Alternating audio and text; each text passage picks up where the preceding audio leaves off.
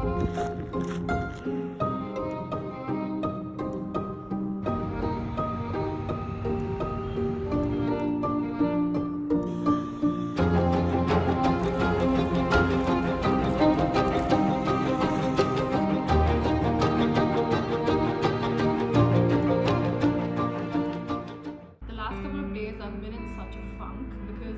forbid if you do anything productive until the new year begins.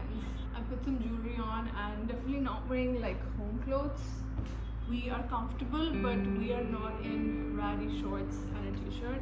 I want to reflect on the last year and see how far I've come and set goals for the new year and like really like just get my shit together. I need to journal, like dump everything into like a piece of paper. I just feel like so overwhelmed with like everything that's going on. And I've just been waiting for like something to happen. The new year hit and like nothing happened, as it is every year, and I just need to feel accomplished. So that's what's up. That's what we're doing today. Yeah, let's see how this goes. Jan is a very difficult month.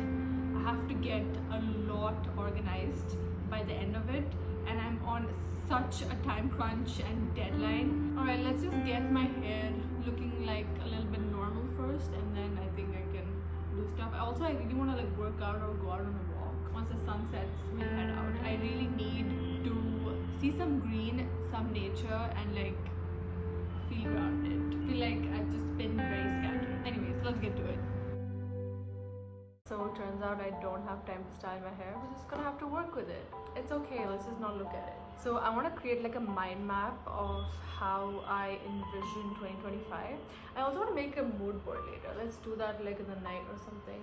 So I pulled up a few journal prompts that I saved on Pinterest because we lack original ideas. I just started journaling, so I need a little inspiration. Wait, first I need to reflect on 2024 and then I'll do the mind map. 2024 was a wild year for me. I found a very simple prompt, like very short, because I don't want to like write pages on this. So it's called End of the Year Reflection. The first prompt is, what are you most grateful for this year? If I'm going to be very honest, I am super grateful for having like a steady income. Last year, I am grateful for having a steady income last year, to be able to save money from my own earnings and travel. Financially and monetarily, that was something I am super grateful for. But in terms of emotional growth, I think it was such a rocky year and I've made it out fine. Experienced a lot of ups and downs. I moved a lot. Kind of felt like I didn't put my roots down anywhere. I still don't feel like I put down my roots, but I think I made my peace with it. Before I moved to Hyderabad, I was in the same city for like the longest time and I got so comfortable. I wanted to move so badly. And then the second I moved here, I had to move thrice within the same city. It was so annoying. But I feel like I have become kind of numb to it. Like now I'm just waiting for the next move and I'm like okay with it. I think a lot of frontal lobe expansion has taken place and I feel uncomfortable with the feeling of being comfortable now. Like I want change constantly. Next up is, what milestones did you accomplish this year?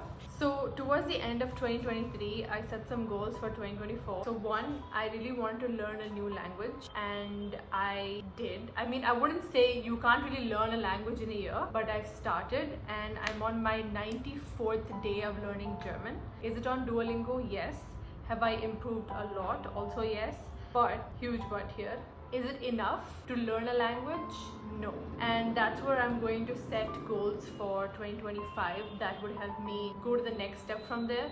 So all of my goals from 2024 are still going to be like my fundamental things that I want to work on. At the same time, I think I've accomplished enough for that particular year. There's only so much I can do. My dumbass realized towards the last couple of months that the year is passing by very quickly. Okay, so next up, I really wanted to travel because I felt stuck in my city for so long. And I'm super proud to say that I made 3 trips in the year 2024. It was 5, but I'm just not counting the ones to Vizag. In the beginning of the year in Feb, I went to Bangalore, and then in June or July, I went to Delhi, and then in August I went to Vizag, and then September I went to Goa. After Goa, I went to Vizag. Do I count the previous Vizag trip because I did not explore anything new? I low-key just went for the sake of going. But then the last trip, I actually explored the city and vlogged. I'm gonna say I went on 4 trips, which is great for me because the last 4 years of being in like undergrad, uni and stuff, I did not travel at all. And thanks to COVID, all of my trips got cancelled.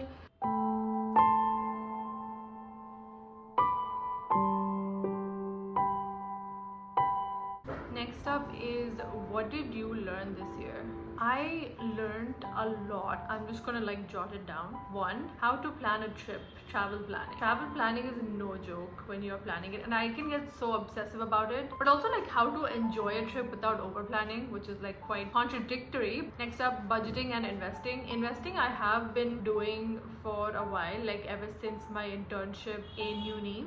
But I'm really proud that I was able to save a lot, which literally funded all my traveling. That was a huge part of it. Obviously German, which is an ongoing process. A little bit of video editing, but that was like very much towards the end of the year. A lot of corporate tactics. An MNC and like a non-Indian company, the higher ups are very much Indianized, so like the politics is very much there. To be a lot more social, make more friends, drink more water. I also learned how to like properly do a literary analysis.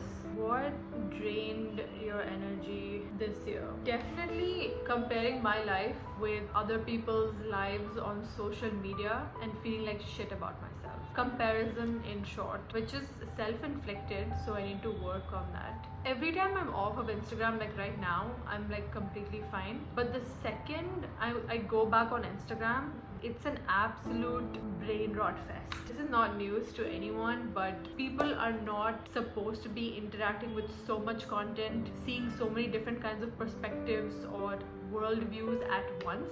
And short form content is the absolute destruction of any slight bit of sanity that you have left. Instagram is not working out for me. Disrespectful conversations. I feel like I mentally just check out when a disrespectful conversation has taken place. Going out 2 days in a row, and I felt it a little bit in Vizag. I really love being at home. I'm such a homebody. And having that day in between to just appreciate being at home and then going out, that is chef's kiss. But just going out in 2 days in a row is not fun. I have a lot of things that drain my energy. What are your intentions for next year? Okay, that's a big question. So I really want to prioritize my mental health. Honestly, nothing or no one should come before it unless someone's dying. So now we're basically into the goals section. We're setting goals for 2025. Coming back to the language thing, to really improve at a language, you need to constantly interact in that specific language. So I want to watch more German films, listen to German music, see how many of the words I can identify, how much of the language I can understand. I've learned so much Korean from Korean dramas, it's not even funny. If I move to Europe for my masters, then I'll prioritize it, or else I don't think traveling is gonna happen. Saving money will work out. Pursuing my masters is not in my 2025 goals per se, because everything I could do to get into the uni I've already done, and I have my acceptance letter. But whatever it takes to get an education loan is honestly not in my hands, and I don't want to put so much pressure on myself. If I get it, great, I'll pursue my higher studies. If I don't, I need to figure out an alternative option that will make me equally happy or content. There was so much in my head before like I started filming, and I had like a lot of goals I want to write down. Now I can't remember anything. I want to journal thrice a week, like at any cost. Oh yes, so my reading goal, I want to read 50 books a year, and this is the one goal that I haven't been able to hit the last 2 years, and I really want to prioritize it this year. I don't want to stick through a book that I am not enjoying. If it does not hit after like 25-30 pages, I'm going to drop it. I need to DNF books like it is my business, because it puts me in such a reading slump and it ruins months. Even if I can travel, I want to like go out more and be a tourist in my own city.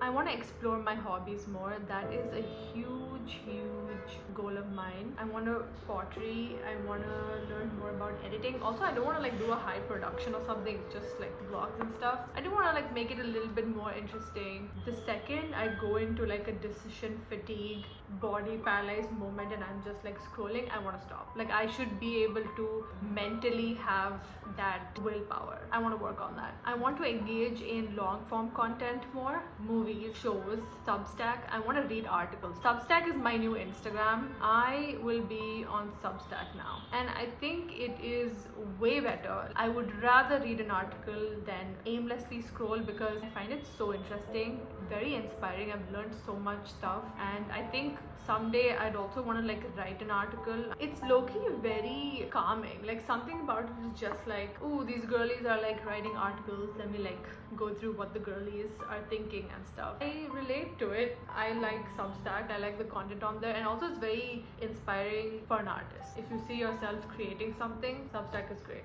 So what will your life look like in the new year?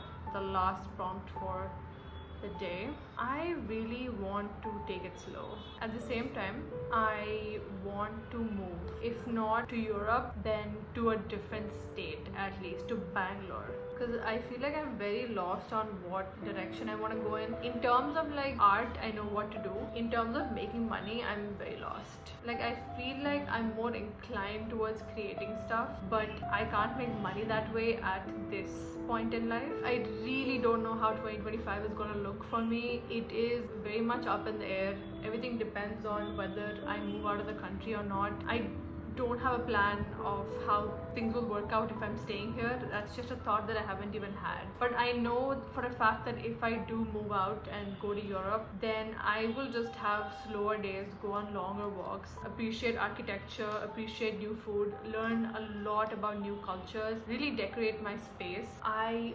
love interior design amongst a lot of other things, but I just want to make a space my own. Even if it's a dorm room, I want it to reflect me. I love specific Japandi, mid-century modern, Scandinavian, Scandi